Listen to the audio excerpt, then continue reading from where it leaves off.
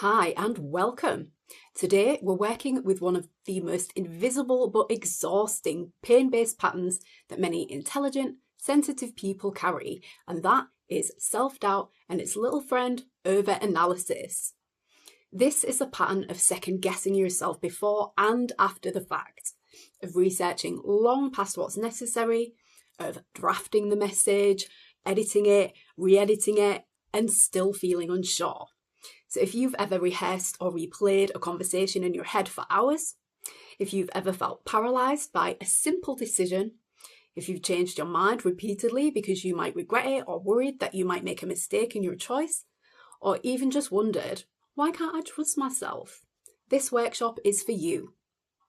If you're new here, my name is Maddie. I help people who feel stuck in painful patterns learn how to work with their wounds to create embodied change in their lives and develop a more compassionate relationship with themselves. Let me say something important right now though about self-doubt and analysis paralysis. If you suffer from it, it doesn't mean that you are unintelligent, it doesn't mean that you are weak, and it doesn't mean that you lack insight in any way.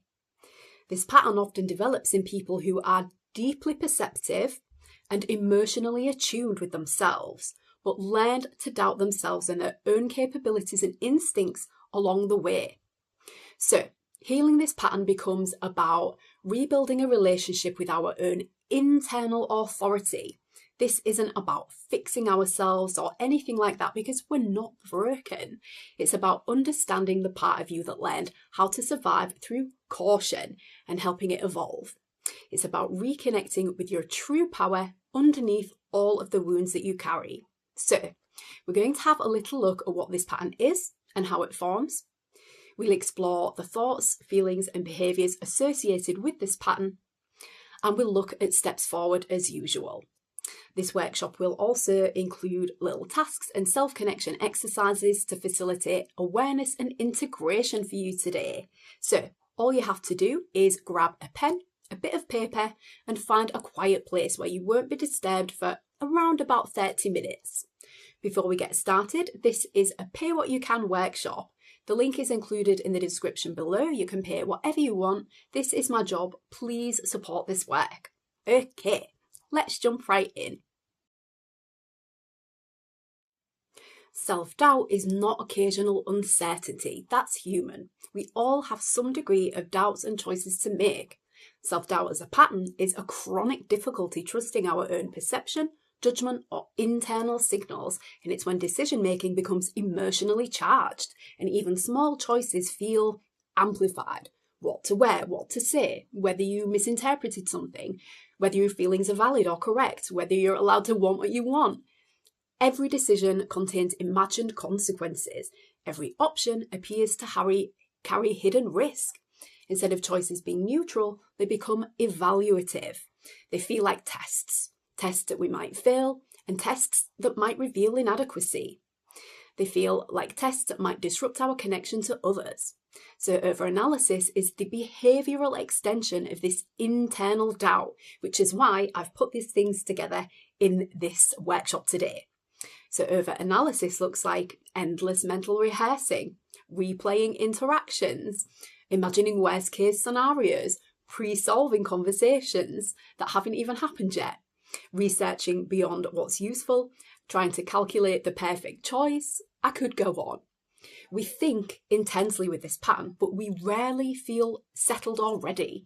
So here's the core distinction.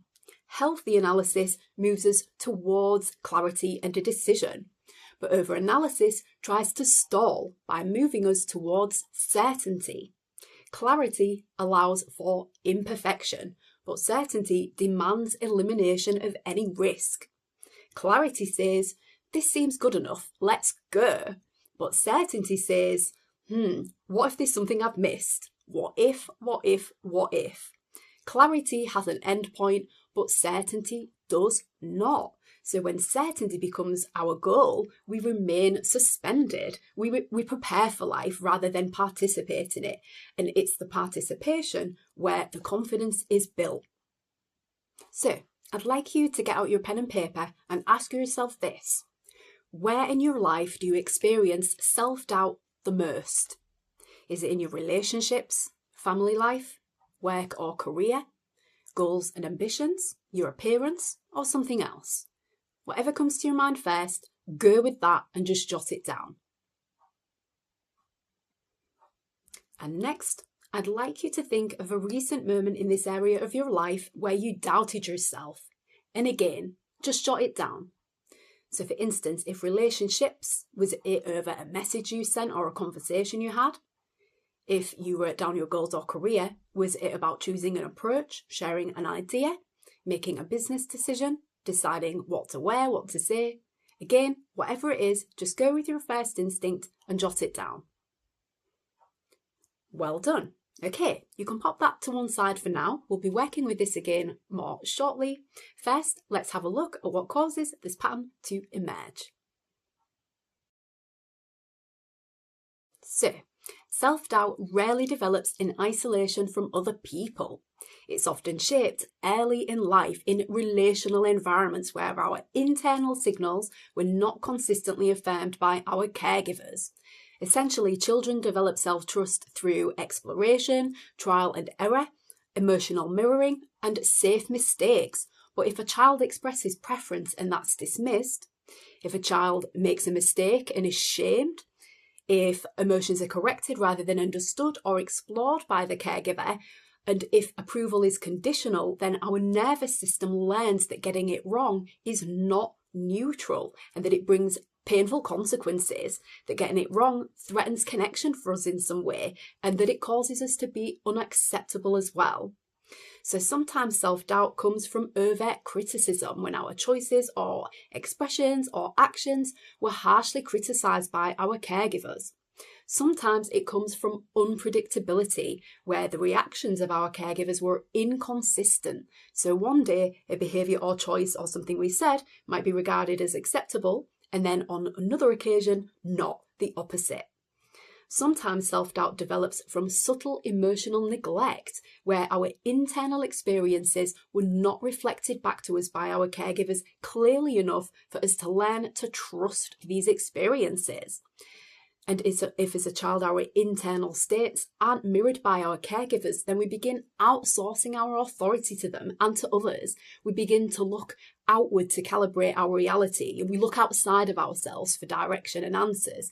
And over time, this becomes a habitual pattern where instead of asking what action feels right for me right now, the question becomes, what should I do to keep things safe? What's the correct thing for me to do here? So our choices stop being practical and they become relationally loaded and anxiety driven, because the right choice equals safety, approval and belonging when we have this pattern, but the wrong choice equals tension, distance and rejection. So overanalysis emerges as an attempt to secure attachment, basically, that we think if we think hard enough, we won't disrupt the connection. And if I can just make the right decision, things might be okay, but what is the right decision for them? What will be acceptable to them? And here's the paradox of thinking like this. The more we attempt to eliminate error, the more fragile we feel, because our sense of safety becomes conditional on perfection. Confidence isn't built by preventing imperfection, it is built by surviving it. So, I'd like you to return to the recent moment where you doubted yourself and consider, what did you think the consequence of making the wrong choice would be here? That you'd be rejected, ridiculed, seen as incompetent or not enough, a failure? This is something that I often feel drives this pattern for me, or something else. Don't overthink it, just jot it down. I'm purposefully not giving you too long to think about this. Go with your instincts. Now, look at what you've written down. That feared emotional consequence is what your nervous system is trying to guard against by employing self-doubt, yeah? Self-doubt isn't random, it's targeted protection. So let's have a closer look at what exactly it's trying to do. Self-doubt is not your enemy, nor is it a character flaw or a sign of weakness. It's a hypervigilant protector that learned that getting it wrong had consequences. This part of you is not trying to sabotage your life, it's trying to protect you and prevent pain, even if doing so inadvertently brings you more pain. So it attempts to, and see how many of these resonate for you as I list some of the functions of this pattern. It attempts to prevent conflict, reduce vulnerability, avoid criticism, maintain belonging, protect against regret, preserve our identity, avoid shame, and it attempts to minimize emotional exposure. Underneath all of these is one core goal: to stay safe in relationship. Because self-doubt often forms in relational environments where approval, connection, or stability were conditional. So our system adapts and learns, if I monitor myself closely enough, I won't lose connection. And overanalysis is the tool it uses to do this. It scans for risks, it anticipates reactions, it rehearses outcomes, and it tries to calculate the safest possible move. So overanalysis creates this illusion of control for us.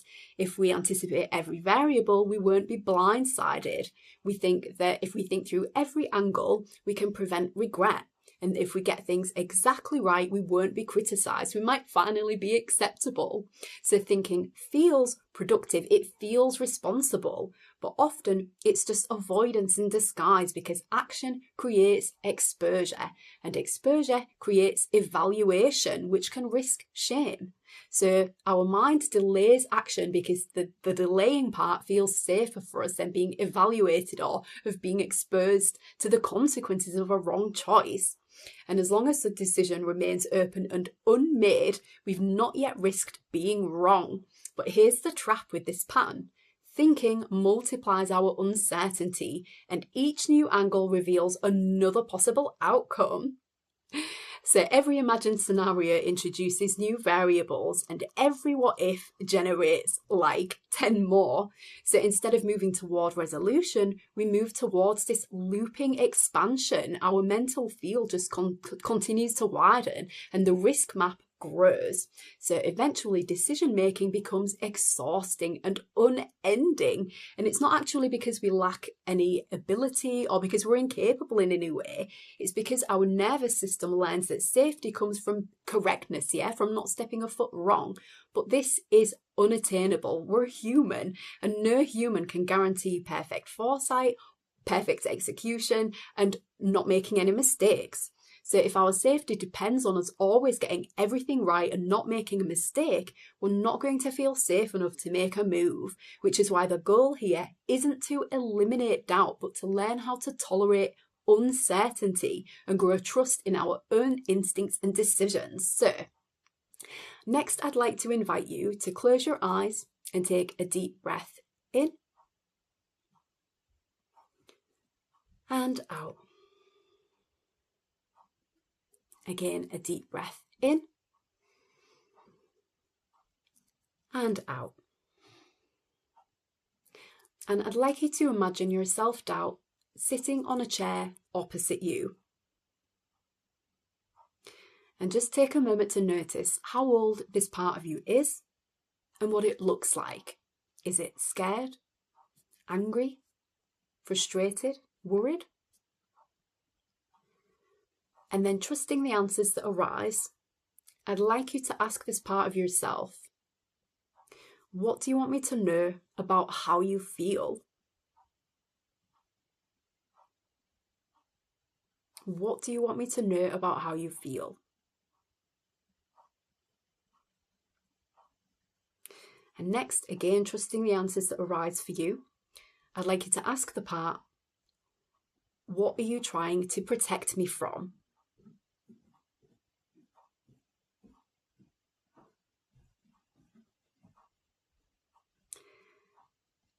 And next, I'd like you to ask the part, what do you need from me to feel safe?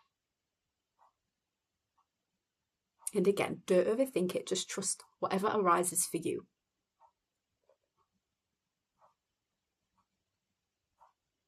Okay, I'd like you to thank the part for showing up to talk to you today.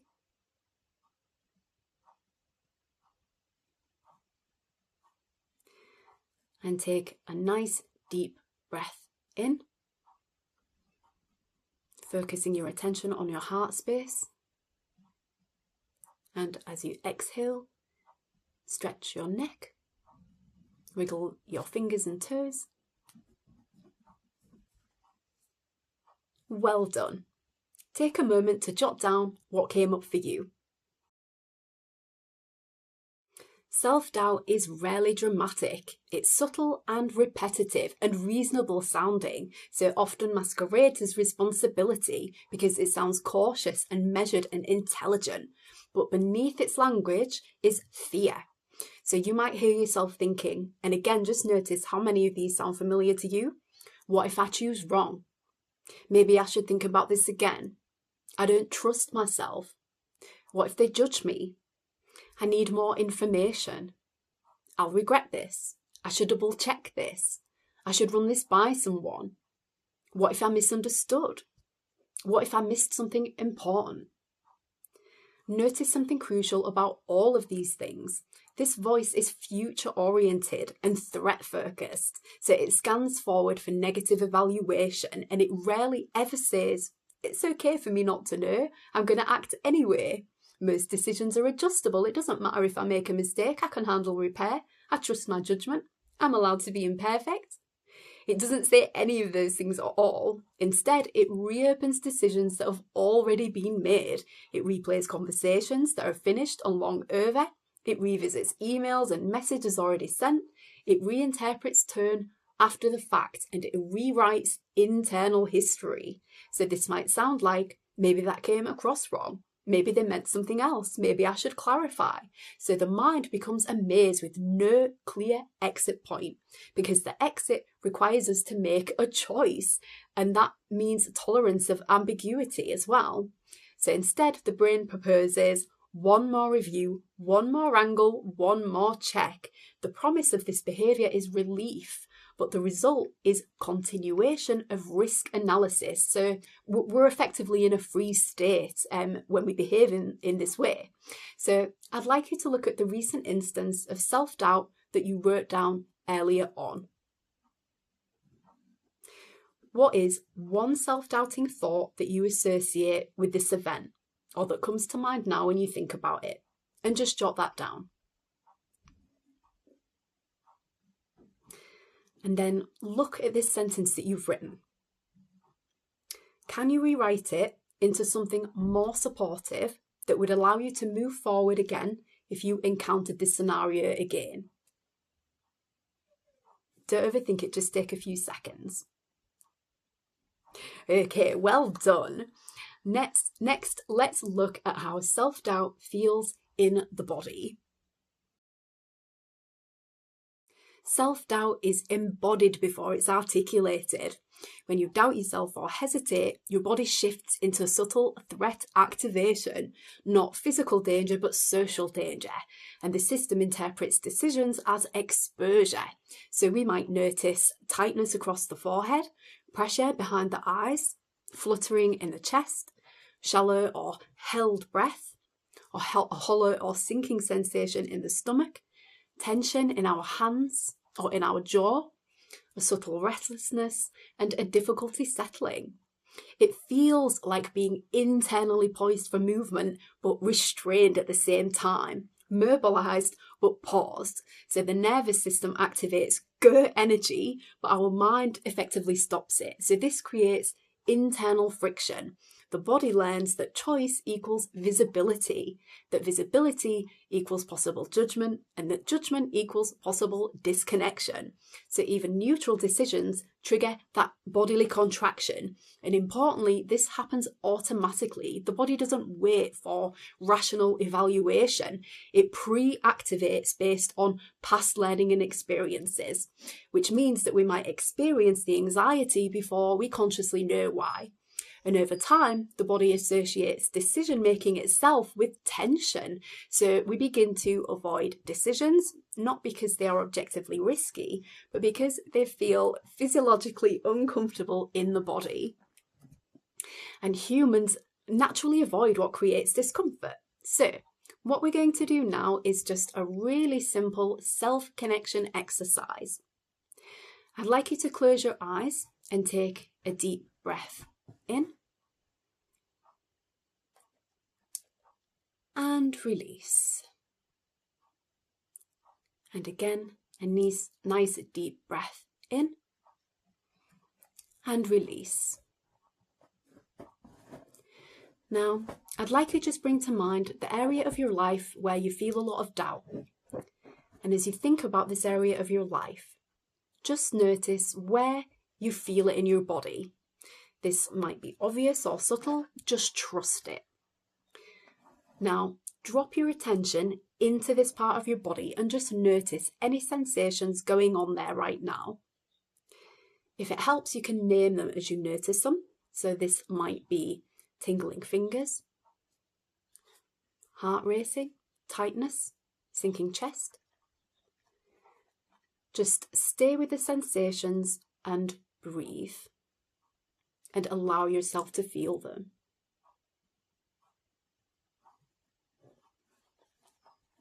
Take a deep breath and continue to feel. And if any thoughts or emotions come up, that's fine, that's okay. Just notice them and return your attention to the sensations. If you feel nothing, it's okay. Just be with your body.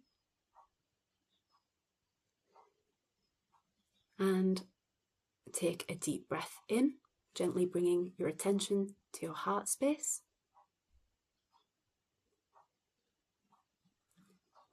And release. And take another breath into this place. And as you exhale, gently open your eyes and have a little stretch. Well done! Expanding our ability to just notice and be with these sensations as they occur gently softens the intensity of this pattern and it retrains our body into safety. We don't need to do this for ages. Yeah, we only really need to do this for 10 to 20 seconds for our body to start getting used to the sensations and feeling safe having them. So let's have a little look next at how self-doubt shows up in our behaviour. Over time, this internal pattern of self-doubt becomes behavioural. We might, and again, notice how many of these resonate with you. We might seek assurance repeatedly, delay decisions and deadline until deadlines force action. We might over-prepare far beyond what's necessary, research excessively, switch between options repeatedly, avoid new opportunities. We might decline invitations, rewrite communications several times, and we might reread messages after sending, and we might mentally rehearse conversations in advance, and that's just to name a few behaviours.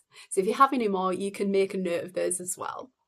Individually, these behaviours appear responsible and careful, but collectively they restrict growth and movement. They create stagnation because growth requires imperfect participation, and when we avoid action, we avoid the corrective experiences that come with them. We never gather the data that says, I handled that, it wasn't catastrophic, I repaired it, I survived it, I can make a mistake and be okay. So without that lived experience, our nervous system can't update, so the pattern reinforces itself. We think, I need to be sure. But certainty never comes, so behaviour shrinks and our self-trust weakens. Confidence is not built through a flawless execution. It's built through imperfect action followed by recovery, whatever the outcome. Without exposure, self-trust just can't recalibrate. So, I'd like for you to choose one behaviour that you know you do when self-doubt arises in the area of life where you feel self-doubt the most, and write it down. And then I'd like you to write down one behaviour that you can replace this with that will help you move forward if you encounter this pattern again. So for instance, if you rewrite emails and messages over and over again, commit to one check, one draft only, and hit send. Or if you put off starting things because you worry about making the wrong choice, commit just 10 minutes to starting, to working on it. Or if you seek reassurance a lot from others, commit to acting without asking. Exposure, baby. We do not shame this pattern. We retrain it gently and repeatedly. The first step is awareness of the pattern, of noticing the physical contraction. We already know how self-doubt sounds, feels, and arises for us in our behaviours. So we practice noticing when it's happening and saying, oh, this is self-doubt. My nervous system is trying to protect me right now. And naming the pattern in this way separates us from it, where it makes us feel and know that we are not the doubt, that we are just observing it. And this distinction restores internal authority. The next step is integration. We get curious about why the self-doubt is coming up for us by asking, what am I afraid will happen if I make a choice here? What am I afraid will happen?